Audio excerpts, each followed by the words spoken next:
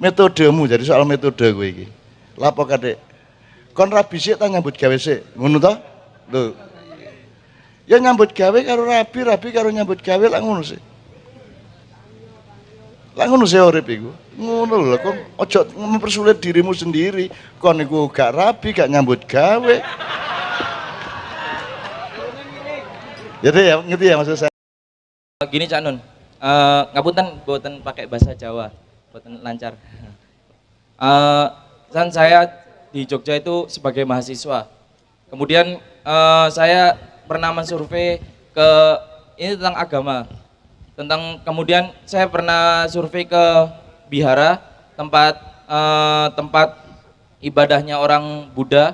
Kemudian saya pernah ke gereja, tempat ibadahnya orang Kristen. Itu sejatinya kalau yang saya survei dan saya tanya-tanya tentang ke biharanya itu bahwa agama Buddha juga mengajarkan tentang kebaikan, tentang kebenaran. Kemudian di Kristen juga mengajarkan tentang kebaikan dan kebenaran. Kemudian saya sendiri Islam itu mengajarkan tentang kebaikan dan kebenaran. Apakah sejatinya semua agama itu mengajarkan kebaikan, apa kebenaran? Apakah ada yang lebih kebaikan, agama yang lebih baik lagi, itu gimana Cak Nun? Kemudian apakah semua tentang agama itu bisa difikirkan dengan akal? Gitu, terima kasih. Oke, dua jawaban. Karena supaya langsung pikirannya nyambung ya Rek ya, tak jawab langsung. Pertama, agama itu gaenane sapa? Nah, sebutkan ciri-ciri bikinan Allah. Misalnya ono kewajiban ibadah mahdhah. Yang menentukan kon sembayangku sapa sing gawe gerake sapa? Allah dhewe ngongkon Kanjeng Nabi terus awake dhewe niru lak ngono. Itu namanya ibadah mahdhah. Kalau ndak punya ibadah mahdhah itu bukan agama. Ya, ini ya Sik ya. Dik dirungono Dik. Ya gitu ya. Oke, tapi itu juga ndak perlu dipersoalkan. Saya kasih yang kedua aja. Karena Allah kan secara bertahap menurunkan nabi-nabi. Puncaknya atau mutakhirnya khotamal ambiyanya siapa? Nabi Muhammad. Nah, sadurunge Nabi Muhammad itu Islam tak duduk. Yang dibawa Nabi Musa Islam bukan? Yang dibawa Nabi Isa, yang dibawa Nabi Daud, yang dibawa Nabi Ibrahim, bahkan Nabi Adam dewi Muslim taga. Malaikat Muslim taga. Nah, jadi agama jane ono piro? Nah, tapi aja ngomong untuk toleransi ke Indonesia, anus itu disimpan dewe ning jero atimu. Gampangane ngene. Islam itu kelopo. Jadi Kanjeng Nabi iki wis jangkep al yauma akmaltu lakum dinukum wa atmamtu alaikum ni'mati wa raditu lakumul Islam madina. Jadi ku nek ibarat wiritan iku wis kelopo. Sebelum kelapa dia apa? Sebelum kelapa apa? Anda kenal kelapa enggak? Sebelum dia kelapa dia apa? Degan, sebelum degan? Cengkir, sebelum cengkir? Nah, aku takon, saya tanya, beluluk, cengkir, degan, kelapa itu 4 apa 1? Berarti agama ada berapa? Nah, Islam itu kelapanya, yang lain-lain itu masih degan, masih cengkir, masih beluluk. Cuman karena dunia tidak paham agama, ono sing agama beluluk, ono sing agama cengkir, ono sing agama degan, sampean beragama kelapa. Monggo sak karepe dhewe, nek kate ngrakoti beluluk ya krakotono kono. Ketika jadi kelapa sudah jelas strukturnya dan sudah jelas manfaatnya. Kalau batoknya manfaat apa, sabutnya manfaat apa, airnya manfaat apa, kerambile manfaat apa, belarae, janure, glugune semua sudah bermanfaat. Maka dia menjadi lambang dari Praja Muda Karana atau Pandu. Gitu ya. Gitu ya. Oke ya, jelas ya. Tapi Anda cari sendiri, jangan saya disuruh berfatwa kepada Anda. Karena saya bukan tukang fatwa. Dan saya tidak mau nambah-nambahi kontroversi atau pertentangan antara fatwa satu dengan yang lainnya. Pokoknya Anda belajar sendiri. Yang mana yang agama, yang mana yang bukan agama. Tapi kalau bukan agama gak usah kok tuduh, kamu lah bukan agama, gak usah gitu. Ono arek kok gak tapek ganteng, gak usah ngomong, kono gak ganteng sih. Kono kok rodok merongos si apa. Gak usah ngono ya. Dan enggak apa-apa, hormatilah semuanya karena semua adalah ciptaan Allah Subhanahu wa taala gitu ya. Tepuk tangan untuk teman kita dari Jogja. Berikutnya.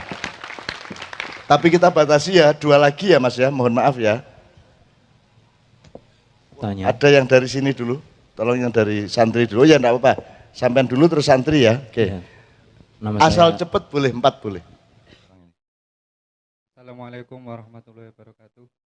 Kami biasa dipanggil Kang Musin dari Lampung. Kami ingin menanyakan tentang permasalahan 2 perkara yang memang baik tapi sama-sama memiliki kelemahan. Untuk tentang menghafal Al-Quran kan itu sebenarnya juga baik. Cuma itu kadang kebanyakan kasus ini yang menghafal Al-Quran ini tidak mengerti seperti hanya tadi yang dicontohkan, seperti kata-kata wa ma arsalnakum illa tadi terusannya. Nah itu kan adanya adat hasar ataupun apa, seperti contoh la ilaha illallah dengan Allahu ilahun atau apa gitu. Nah ini kan untuk Al-Quran ini juga memiliki kelemahan tersebut. Ketika ditanya tentang permasalahan yang lebih spesifik seperti itu kan tidak mengerti. Terus untuk yang mengkaji ilmu pengetahuan pun juga seperti itu. Memang mengerti hal tersebut tapi dia juga hafal Al-Quran. Nah ini ketika ada 2 pilihan, disuruh menghafal Al-Quran atau mempelajari ilmu pengetahuan dulu, ini yang lebih dianjurkan untuk didahulukan ini yang mana? Karo ngono ae lho, repot sih. Lapo kate didhisikno kita iku kon ya karo-karone ae. Memang baca Quran 24 jam. Nggih, maksudnya kan nggih sampun usaha semaksimal mungkin tapi tidak bisa Karena kedua-duanya saling membantu. Kamu Nggih. belajar pengetahuan, kamu mengagumi Quran. Kamu menghafalkan Quran, kamu menjadi lebih tahu. Kan kedua-duanya sama. nggih, maksudnya niku tidak mampu untuk mengejar kedua-duanya, hanya mampu mengejar salah satunya saja ngoten. Apa Rek? Maksudnya dari kami itu hanya memiliki kemampuan untuk jika mengejar ilmu pengetahuan ya mencari ilmu pengetahuan saja. Alah, Kalau kok- nyambi itu terlalu berat nonton. Oh maksudnya kalau waktunya diserap untuk sekolah resmi gitu. Nggih, Maksudmu sekolah umum apa sekolah hifdzul Quran atau gimana? nggih maksudnya niku lebih ke mempelajari ilmu pengetahuan tentang agama atau lebih ke hafalannya gitu. Kedua-duanya. Dua-dua. Wong hafal Quran kan ndak harus hafal Quran seluruhnya, ada kewajiban menghafalkan Quran seluruhnya. Nggih, Lah ndak ada. nggih.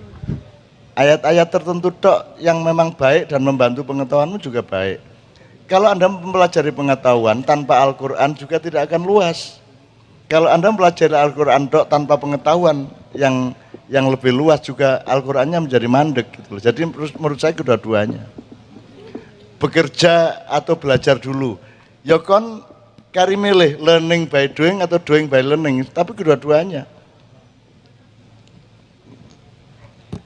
Ya dipikir nomor ya. Kon kenapa harus milih salah satu sih?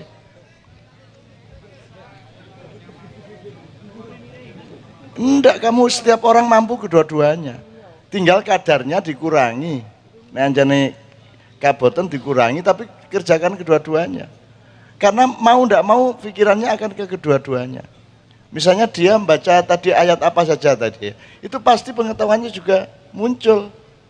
Kalau Anda belajar pengetahuan yang di luar Al-Quran, nanti akan muncul ayatnya juga. Jadi dia justru dialektis.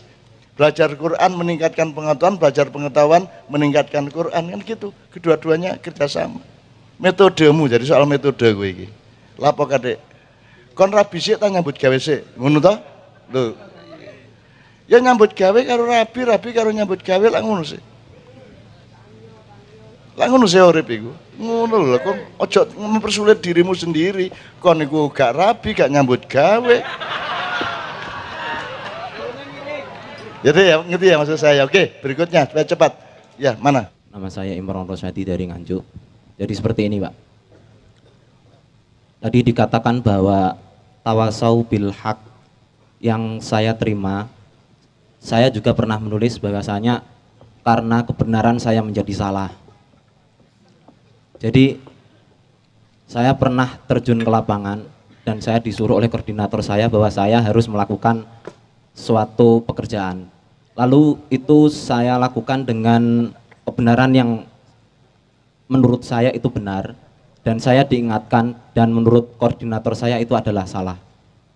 Bagaimana saya sebagai bawahan itu menyikapi atas apa yang telah saya pikirkan bahwa itu benar, ternyata disalahkan oleh koordinator saya. Terima kasih.